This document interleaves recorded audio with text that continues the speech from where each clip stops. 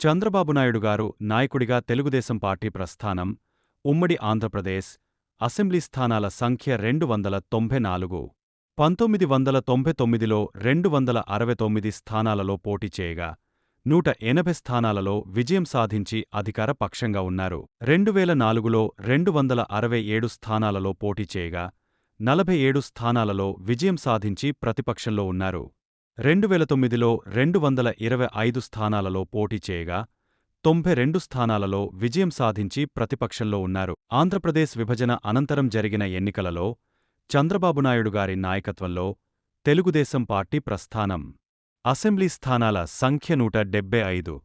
2014లో 165 స్థానాలలో పోటీ చేయగా 102 స్థానాలలో విజయం సాధించి అధికారపక్షంగా ఉన్నారు. 2019లో 175 స్థానాలలో పోటీ చేయగా 23 స్థానాలలో విజయం సాధించి ప్రతిపక్షంలో ఉన్నారు. 2024లో 144 స్థానాలలో పోటీ చేయగా 135 స్థానాలలో విజయం సాధించి అధికారపక్షంగా ఉన్నారు. చంద్రబాబు నాయుడు గారు నాయకుడిగా తెలుగుదేశం పార్టీ ఇప్పటివరకు 6 సార్లు ఎలక్షన్ బరిలో నిలువగా అందులో 3 సార్లు విజయం సాధించారు.